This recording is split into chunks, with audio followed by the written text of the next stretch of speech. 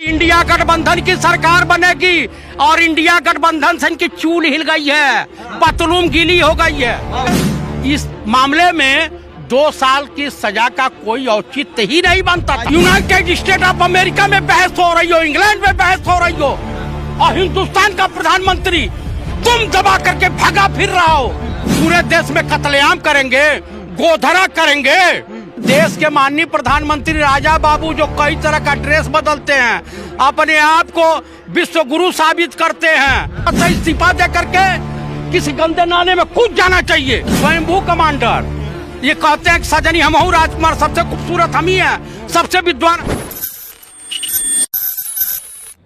पहले तो आपके चैनल के मार्फत माननीय सुप्रीम कोर्ट के न्यायमूर्ति जस्टिस गवई साहब, जस्टिस मिश्रा जी और जस्टिस नरसिम्हा जी को मैं शुभकामनाओं सहित बधाई देता हूं कि आपने न्यायपालिका की इज्जत आबरू को बचा लिया। जिस न्यायपालिका से आम भारतीय नागरिकों का विश्वास उठ रहा था, आपने उनके विश्वास को मजबूती प्रदान करते हुए उनको प्रेरणा दिया है कि सत्य को परेशान किया जा सकता है, पराजित नहीं किया जा सकता है। जो गलती गुजरात की, सूरत की लोअर कोर्ट, सेशन कोर्ट और गुजरात की हाई कोर्ट ने किया है, उन गलतियों को मिटाते हुए न्यायपालिका में भारतीय जनमानस का विश्वास जताते हुए आपने जो निर्णय दिया है, जो डायरेक्शन दिया है, जो स्टे दिया है, वो काबिले तारीफ है। और इतिहास के स्वर्णिम अक्षरों में आप लोगों का नाम लिखा जाएगा कि आपने बिना डर, भय और लालच के न्यायपालिका की इज्जत आबरू को बचा लिया है। तो इसका प्रभाव कितना पड़ेगा 24 पे? देश की जनता के बीच जो संदेश गया है न्यायपालिका के तरफ से कि पंडित राहुल गांधी से भयभीत होकर के इनके सत्य के रास्तों में बाधा उत्पन्न करने के लिए माननीय संघी मानसिकता वाले माननीय भाजपाई नेता, देश के प्रधानमंत्री श्रीमान नरेंद्र दामोदर दास मोदी और राजा बाबू, इनकी पूरी कैबिनेट, पूरी भाजपा, इनकी पूरी आईटी सेल, पूरी आरएसएस का खेमा, जिस समय इस देश में नफरत कि बाजार और दुकानें सजा रहा था, उस समय इस देश का एक नौजवान कन्याकुमारी से और कश्मीर तक पैदल यात्रा यानी नफरत की बाजार में मोहब्बत की दुकान सजा रहा था। नफरत की बाजार इन्होंने सजाया मणिपुर में। जब वहां से मन नहीं भरा तो 2024 के चुनाव को प्रभावित करने के लिए आरएसएस और बीजेपी के गुंडों ने हरियाणा में उत्पात मचाया। इसके बाद कहां कहां मचाएंगे, ईश्वर मालिक है। इस देश में किस तरह की नफरत की आग फैलेगी। लेकिन मैं हरियाणा के किसान नेताओं और जाट बिरादरी को की भूर भूर प्रशंसा करता हूं कि उन्होंने बजरंग दल वालों का और हरियाणा में शांति के लिए अपने बच्चों को मैदान में उतार दिया कि इन आतताइयों से मुकाबला समस्त हरियाणा का जाट समाज हो, ब्राह्मण समाज हो या कोई समाज हो, इन अनाताताइयों का मुकाबला करेगा। उसी तरीके से पूरे देश की जनता भाजपा और आरएसएस के खिलाफ खड़ी हो गई है। पंडित राहुल गांधी को अपना नेता मानने लगी। लेकिन हिंदू समाज को मुसलमानों का डर दिखाया जा रहा है। देखिए, इस समय या मुगलिया सल्तनत थी, तब तो हिंदुइज्म खतरे में आया नहीं। देश का प्रधानमंत्री हिंदू, देश का रक्षा मंत्री छत्री श्रीमान राजनाथ सिंह, देश की जो वित्त मंत्री हिंदू, देश का गृह मंत्री जैनी, आप बता दीजिए, और देश की राष्ट्रपति भी हिंदू। तो इन लोगों की हुकूमत में हिंदुइज्म खतरे में है, तो ये तो बड़ी शर्मनाक बात है। यानी ये सत्ता पे काबिज रहने के काबिल नहीं रह गए, न खतरे में थे, अब मजबूत हो रहे हैं हिंदू, उनका कहना है।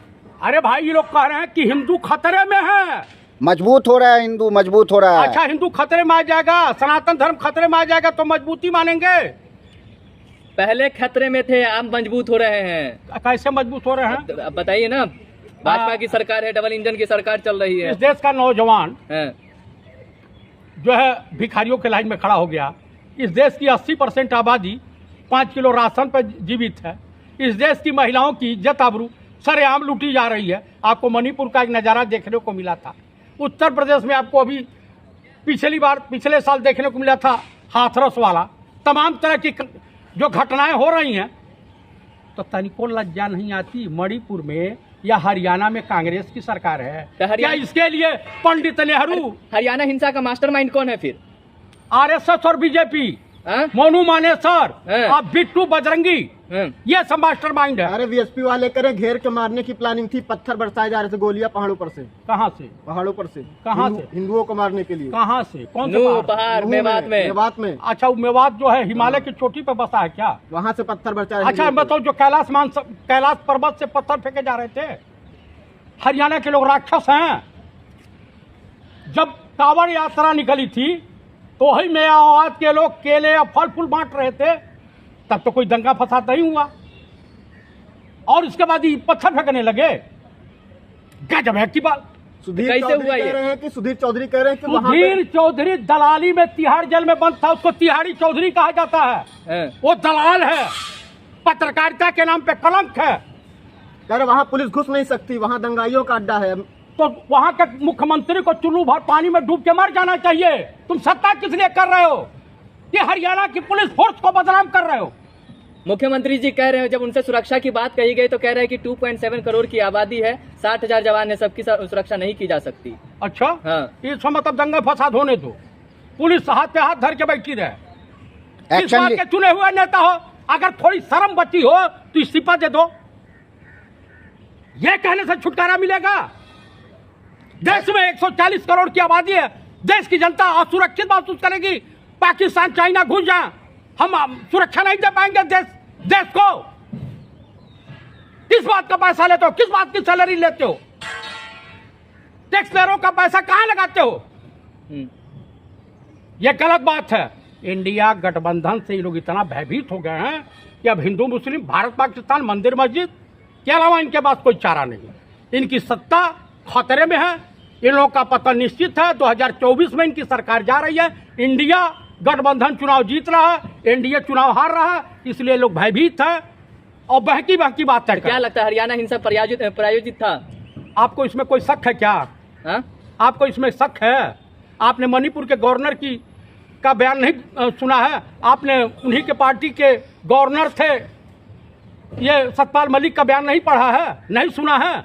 जो ये लोग कह रहे हैं वो अक्षरशः सत्य है। आपको गोधरा नहीं याद है?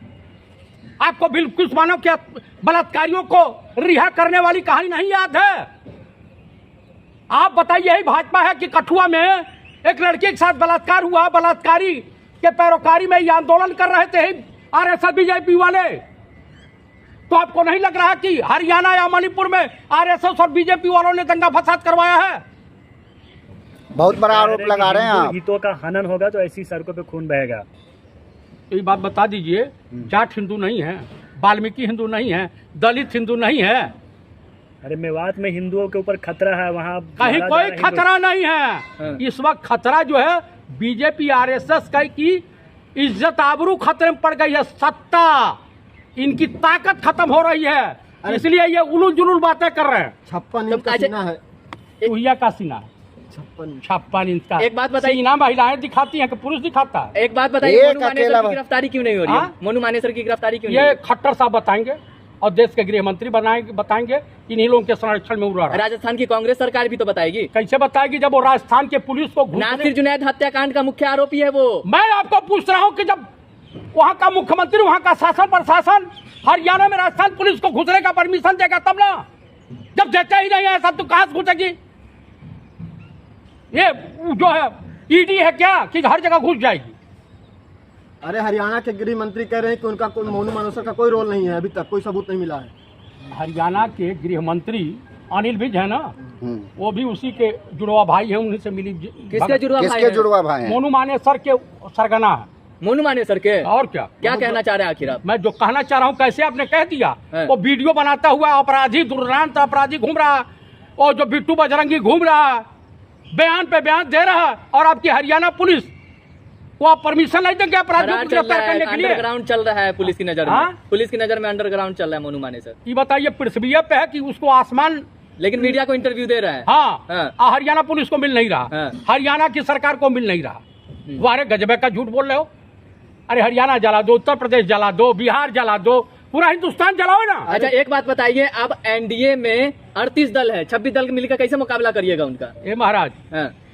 ऐसा है उनके पास जो है चाचा भतीजे की पार्टी, बाप बेटे की पार्टी, चट्टी चौराहे की पार्टी, चोरू चक्कों का दल, यही तो है। हाँ। उनके वहाँ ऐसी वॉशिंग मशीन है एनडीए में कि तमाम भ्रष्टाचारी, बलात्कारी, व्यभिचारी, दुराचारी, देशद्रोही सब उसमें धुल करके पक्के हुए 70,000 करोड़ का भी जो फ्रॉड जो है उसमें आ जाएगा। अंत में मैं देशवासियों से यही अपील करूंगा आप लोगों के चैनल के मार्फत, देशवासियों भाजपा और आरएसएस के असली चेहरों को पहचानिए। ना ये हिंदुओं की हितैषी हैं, न मुसलमानों की हितैषी बेमिसाल बता रहे हैं, हैं। न सिखों की हितैषी हैं। किसान आंदोलन में 700 किसान मर गए, सब हिंदू थे, लेकिन देश के प्रधानमंत्री को तनिको तरस नहीं आया। देश की गोल्ड मेडलिस्ट बेटियां यहाँ धरना देती रही और उनको जो है जूते चप्पल से घिसरा करके यहाँ से भगा दिया गया, पीट पाट करके।